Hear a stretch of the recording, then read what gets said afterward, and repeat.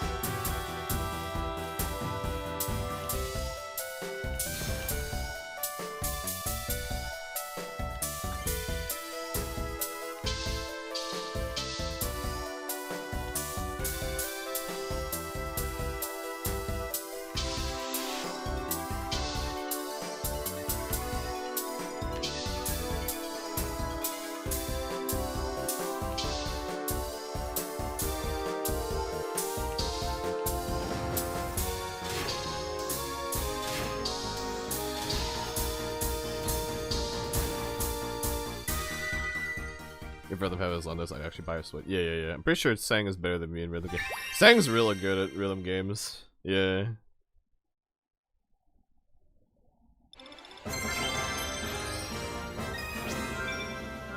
I think within our immediate friend group, Sang's probably the best out of all of us, right?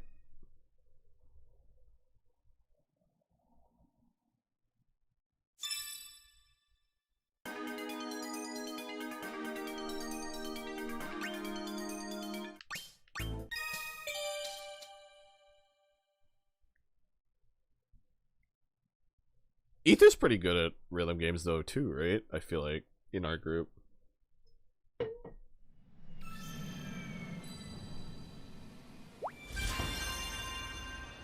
He says he's bad? Is he? Oh wait, Ether's really good at like certain types of puzzle games. Like Puzzles and Dragons, he does it really well. If I remember correctly.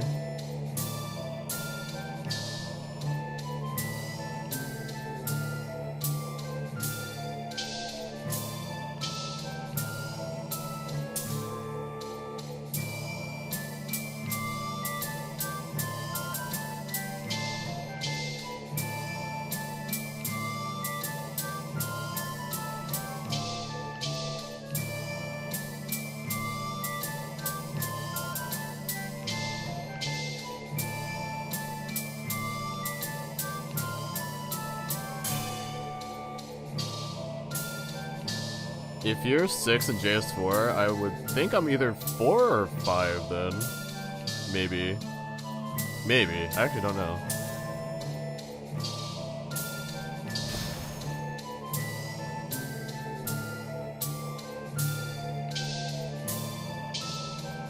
Oh god, that was super early. Oh, that was also super early.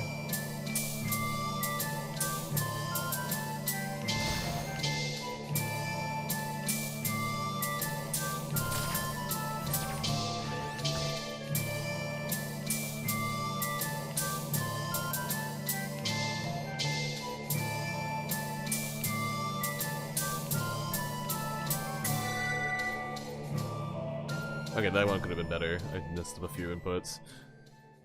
The scale is weird. I know. I mean, I don't fucking know what our scale is. You know.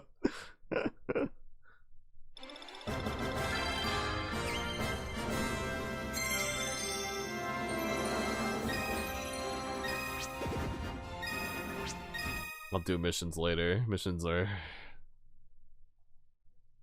in the way of me just clearing the game. I'm getting all the songs, I mean. Oh my god, Ozma. I'm sorry, Ozma. I'll come back after I finish the stage.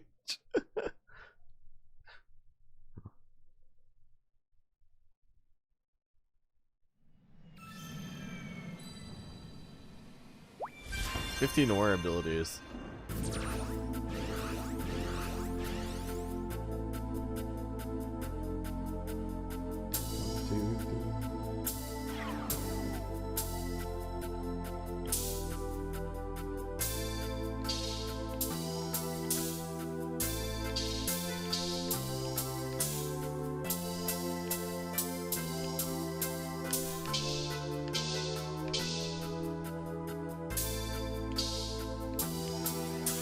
Yeah, when you only need to do one or two.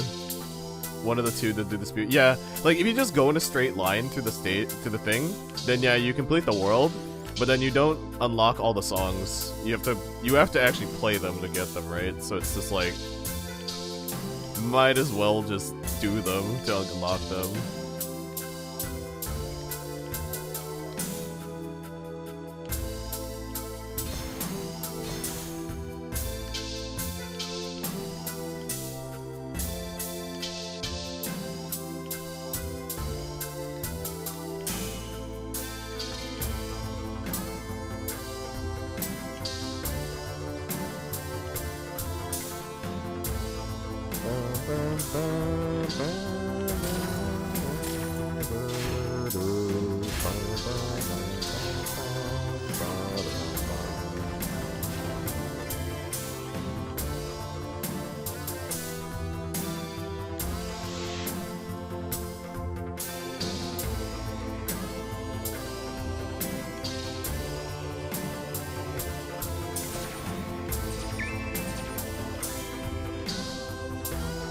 Oh yeah, if you're streaming this game too, like there's a list of like restricted songs, but I believe all the restricted ones don't even show up in the story mode, so it's better to just play story mode, which is funny to me.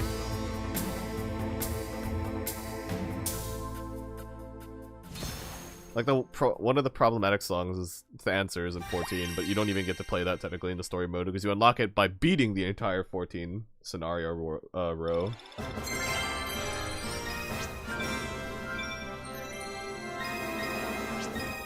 Lots of interesting nuances in terms of the copyright.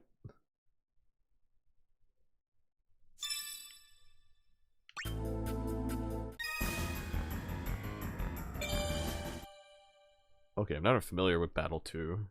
Restricted songs, but I would just play it because fuck it. Yeah. Whichever works, you know?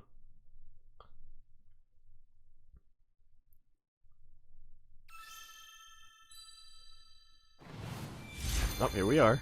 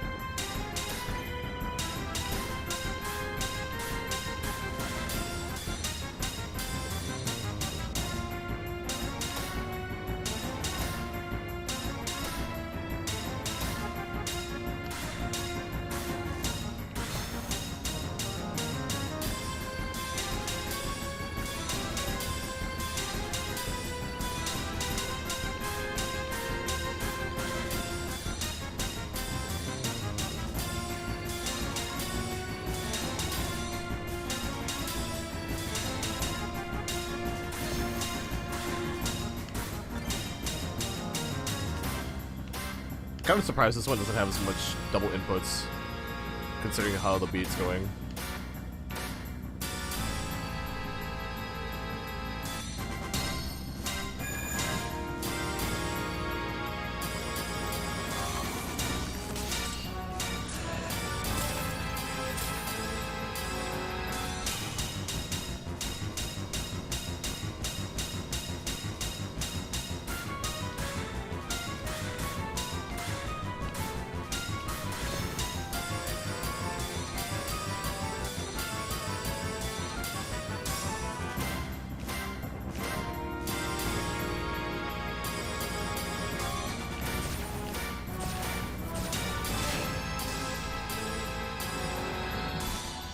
Top difference way, true. Do the lines being 4 ever really mess with you? Sometimes they do. If like it goes from like the top one to the bottom one immediately or something, or like only does like the top line and the bottom line. Sometimes it does do that and it's really weird. But like, I think since I played the 3DS one, I'm just used to it at this point.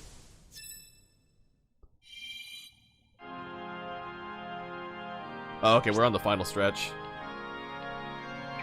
The last 3 of this world.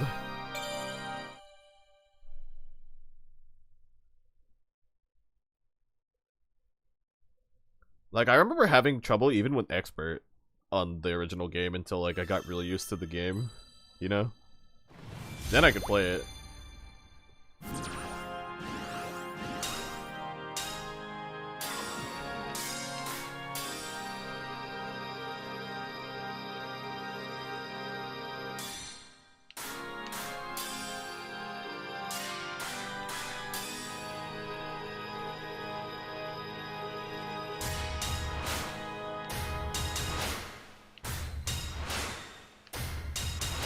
Being poisoned kind of sucks, but like, it doesn't kill you unless, you know, you miss a note at the end, and if you're at 1 HP.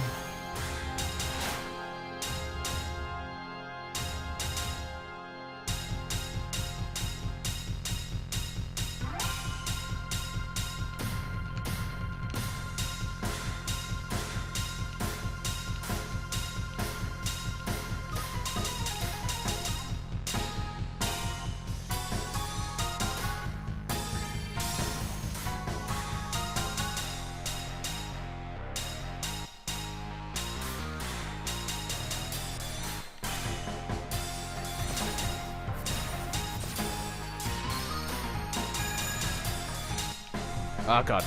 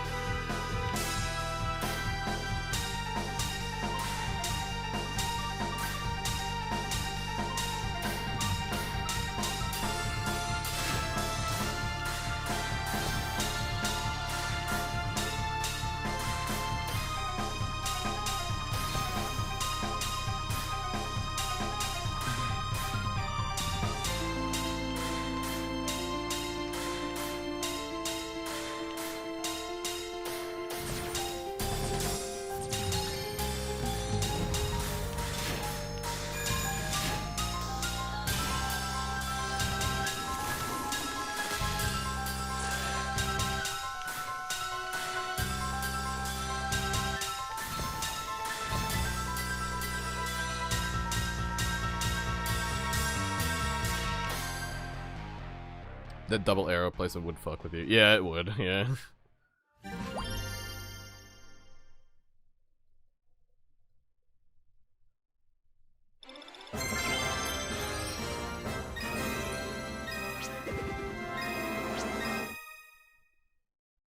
Man, I've seen some people, when they play this game, they can read chat so easily, and it's like, what the fuck is wrong with you? How are you so powerful? Ooh, Necron. Okay. I read chat during songs when I'm bored of them. That's fair. Oh, if you press trigger buttons and stuff, it actually affects the party on the bar line. That's funny.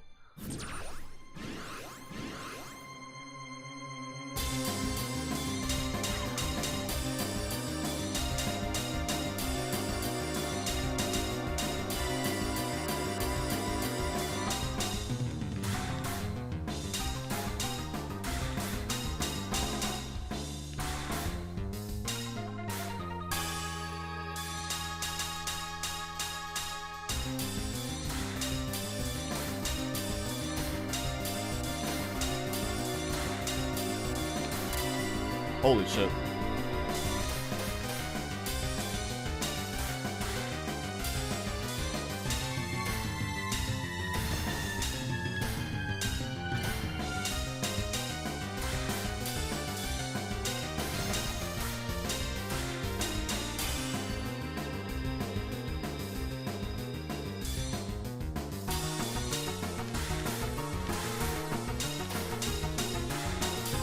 They still are throwing offbeats. Yeah, it's like...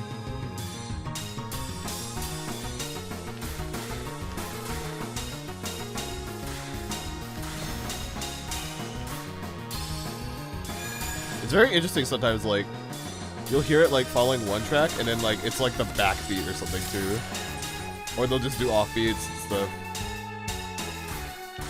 Like, some of the tracks really fuck with you, I feel like.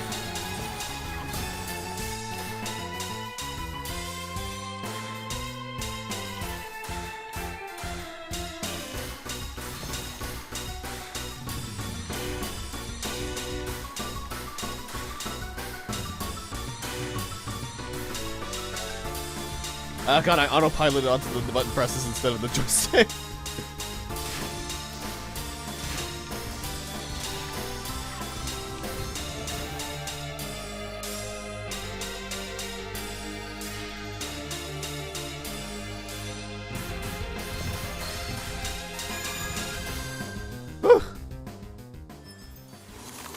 The clicks and swipes. Yeah.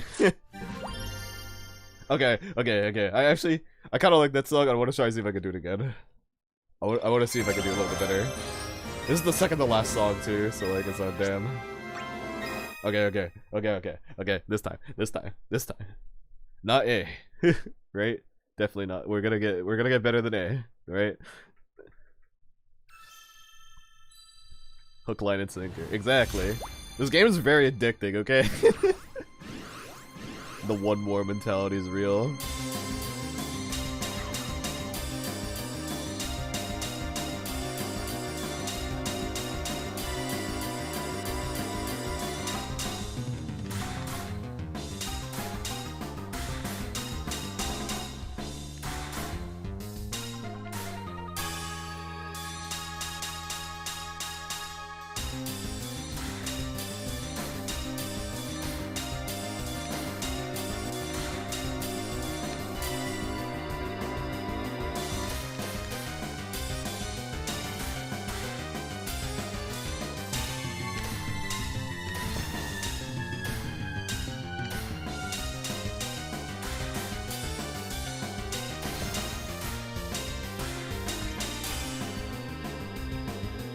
Oh, that was a miss. Yeah, my joystick, I didn't hit it hard enough in the direction, so it like, didn't even register. No.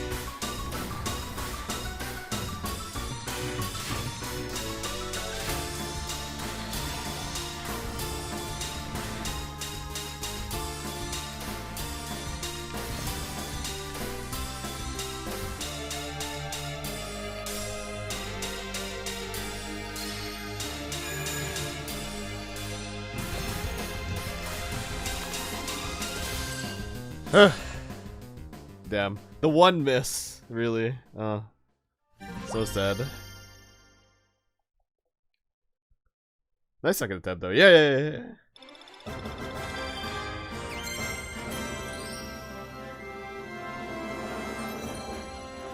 Provoke scroll. Interesting. Didn't kill Necron, but I think once again, yeah, I would have to change my team comp for it, I think.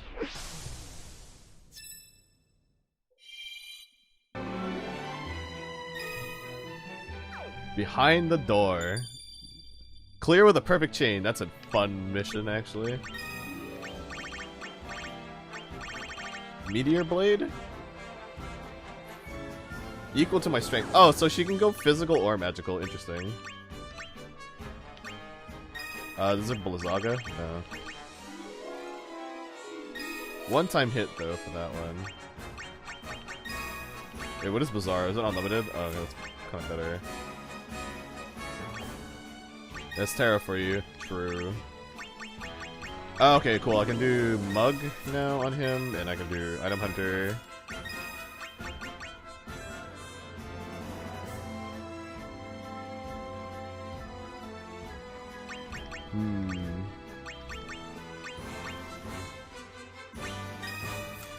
Okay, I kind of like Mirage Dive. Got his actual show stuff. Yeah, it only took until now, apparently. I think Locke is one of the better Hunter characters from what I read, so... Yeah.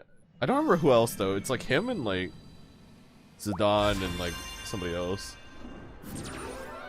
Oh, Pain from, Final Fantasy X-2, I think.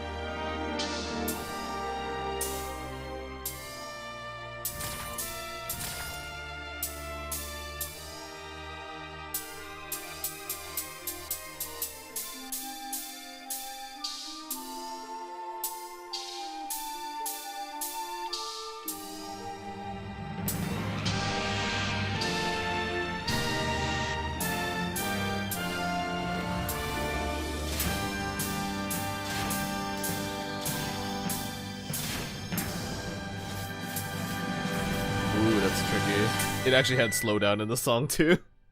Oh, that's so rude.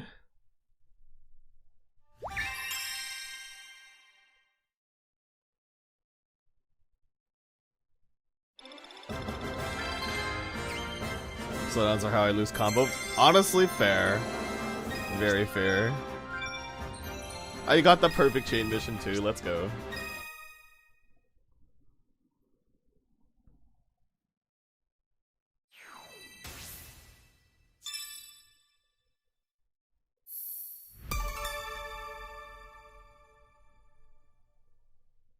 Alright, that's Final Fantasy IX completed too. Well, completed enough that I did the world at least. God, there's so many games. There's so many games, my god. Okay,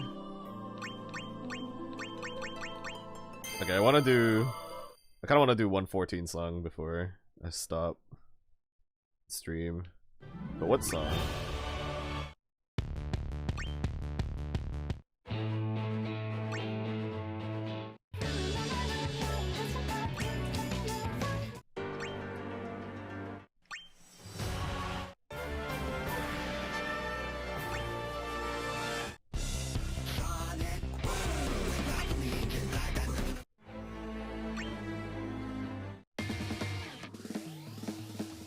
I forget how hard the ultimate looked on this. I remember I did it and I died immediately, but I don't know, maybe I'm in a better mindset. I don't know, we'll see.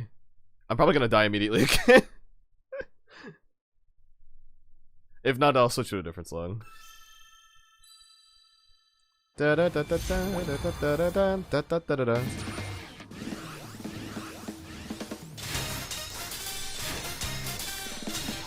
Oh god. Yeah, never mind. I remember why now. It's so fucking brutal. Immediately.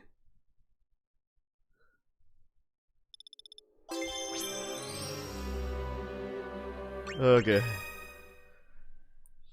Because I remember I did it a few times and I was like, yeah, no, we're not doing that one. Highest difficulty.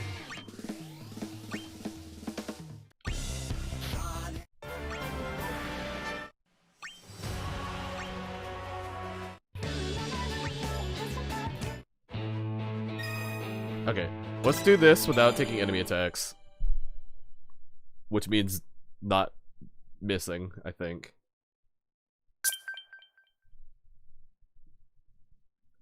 Hi Cassie, thank you for the resub. Welcome, welcome.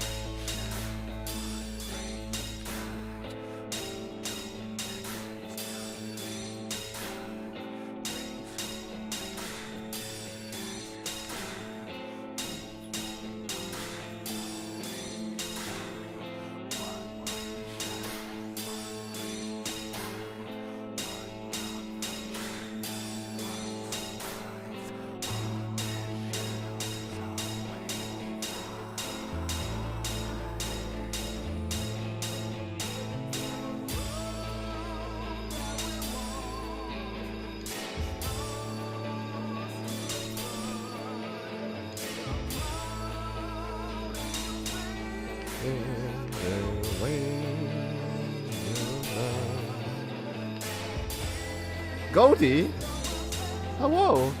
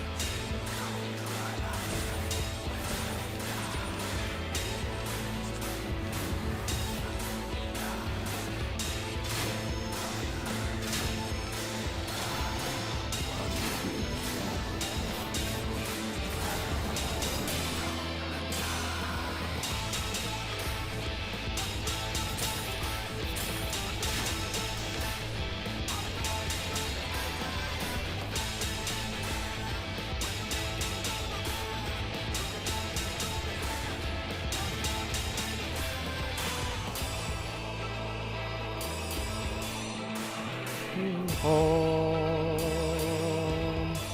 riding home, riding home.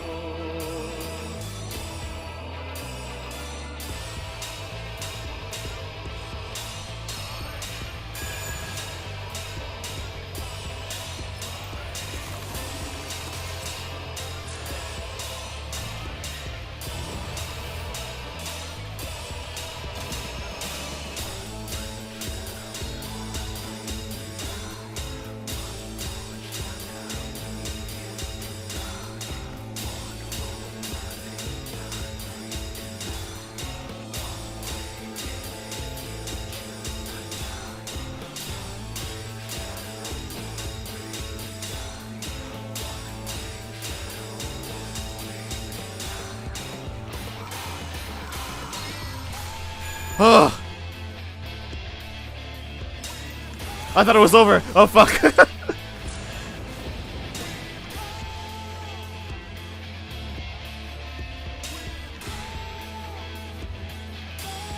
To the edge of guiding home.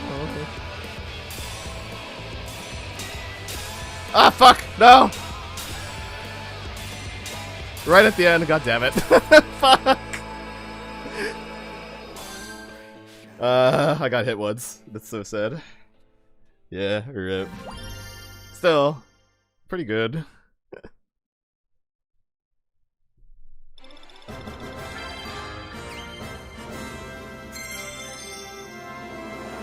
Just one more try? It's a long song, my dude. Okay, one more.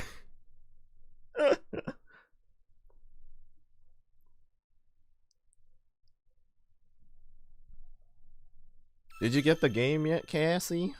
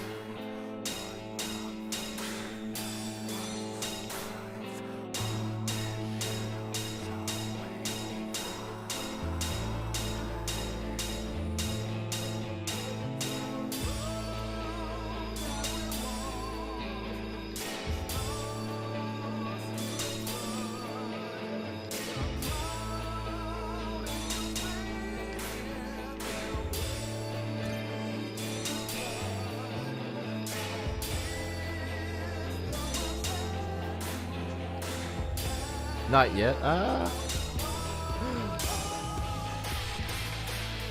Get it soon so we can play.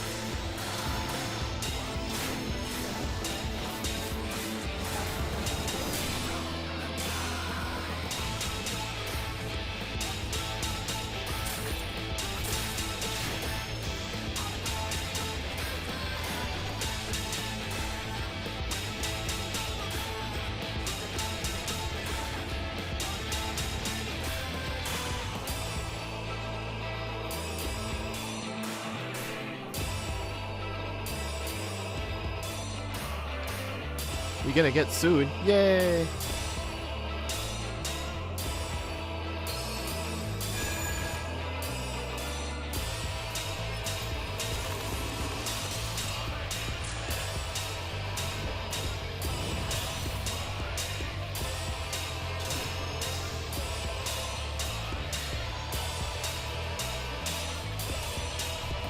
I fucked up again.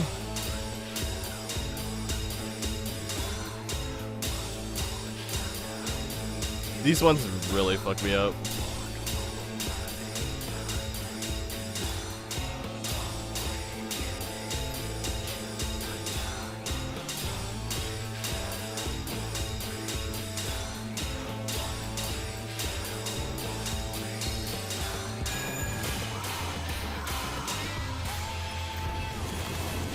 The holds, yeah.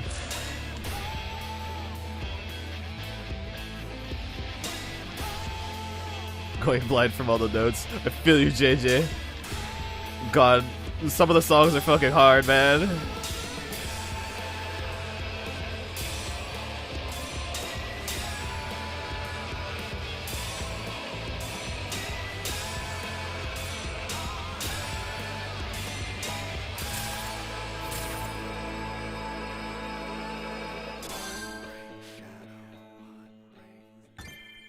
This looks so hard. Yeah, the end just gets like real cray-cray with the hold stuff. It really fucks me up there. I need to work tomorrow, but I'm tempted to forego sleep to play this now. She loved the rhythm game. Yeah. Oh, here, let me show you guys how fucking insane. So this is only like the second highest difficulty. Here's what Ultimate looks like. This is one step up. It's probably gonna be bullshit looking.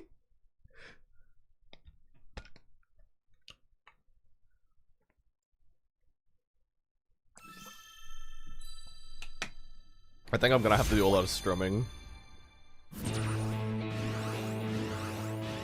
What is Supreme? Only some songs have it. Oh, okay, this isn't too bad so far. But we're gonna get there eventually. Some songs have Supreme and it's like even more bullshit. It's kind of insane.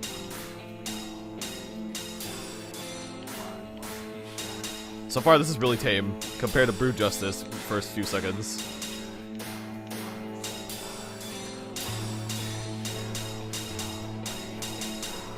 God.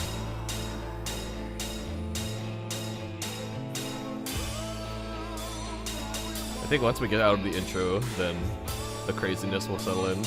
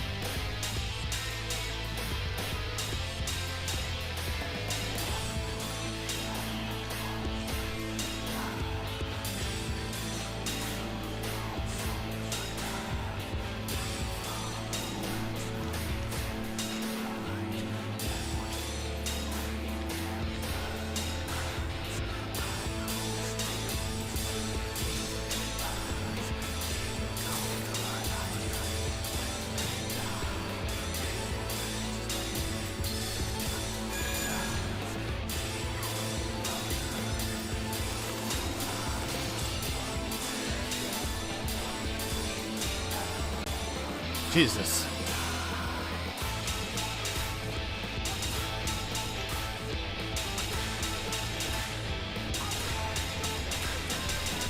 I'm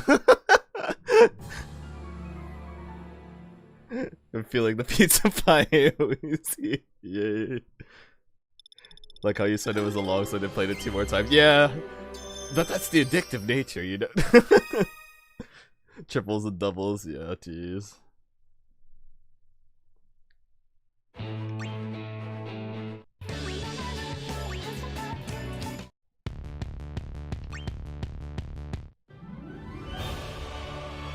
It's interesting how Promises to Keep is the last song on this. I don't know if they're gonna add in any of the Endwalker songs with the DLC. I haven't tried this version's so there's 2 Longfall versions, one that's the primal version, and then this is the one from the game, but I don't remember how bad the ultimate version of this one is. They better add an Endwalker song. I'm thinking maybe like more down the line, maybe. We'll see.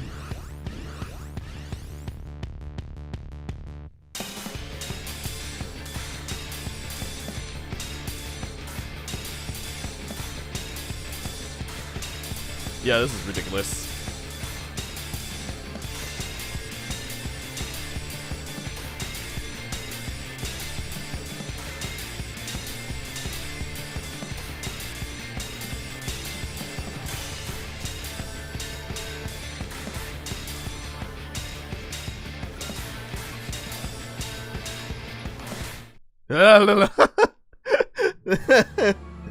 They have to add to the edge, please. Yes, I really do want them to do that. This sounds amazing. Yeah.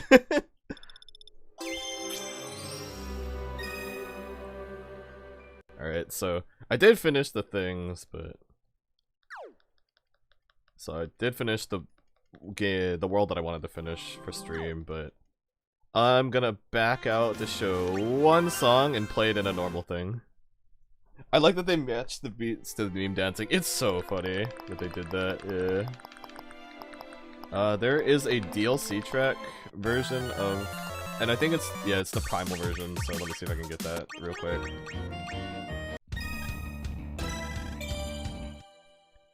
So like, if you look at the background of this one, it's basically the FanFest one.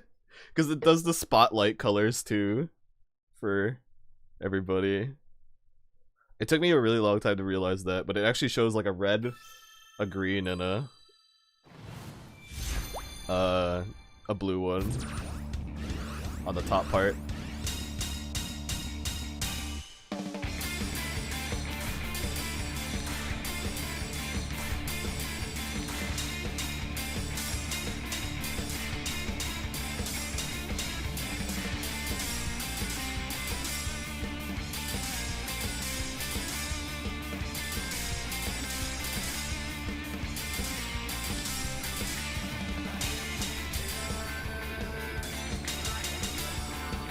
And right now it's like green and then blue and red right now, which is exactly what happened. What Foxclaw and them were dancing at those points. It's so fucking good.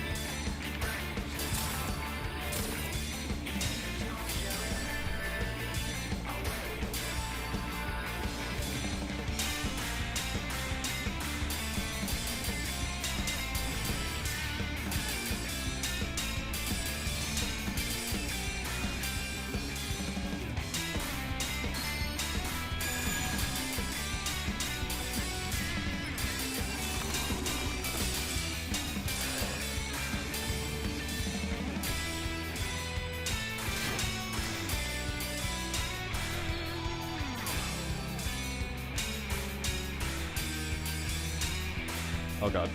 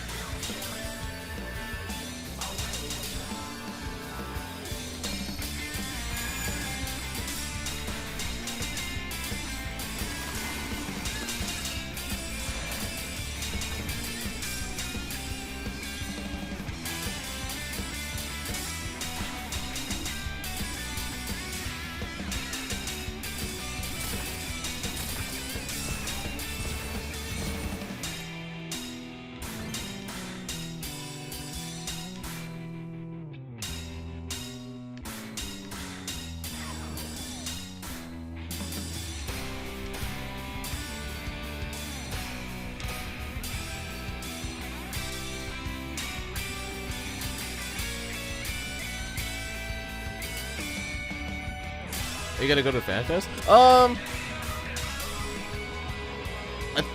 thought about it, and then like the whole lottery system thing kind of worries me because I have the worst luck in the world.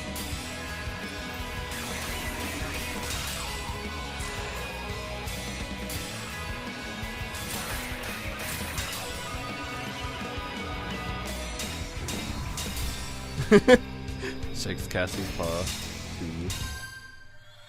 Worst luck. And I think also my friend... Well, actually, funnily enough, I think my friend actually has a birthday thing that he wants to do in Vegas. Sometime in August. So, like... I never actually checked if that's around the same date or not. That'd be funny if it is.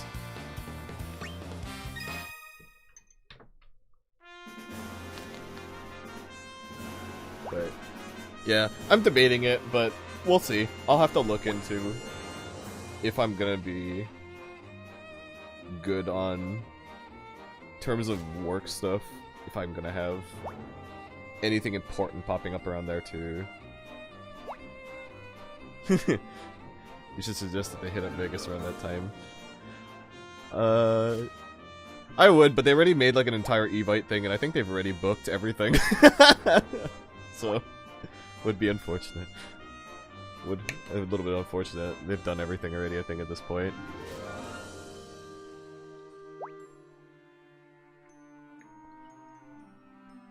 It's the same friend that I went to Vegas for that one time where I saw Reina at Level Up Expo.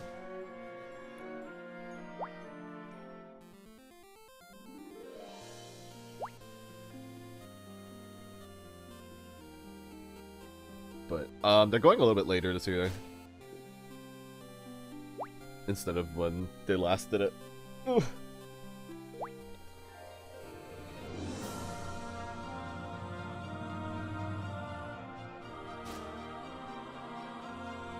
But yeah, this is probably a good stopping point for stream. I did 2 hours of Great Ace Attorney, and then I swapped over to this for about 2 hours. Almost 3 at this point, so that's a good amount of streaming. And it's like 11 PM. It's a good point to stop, probably.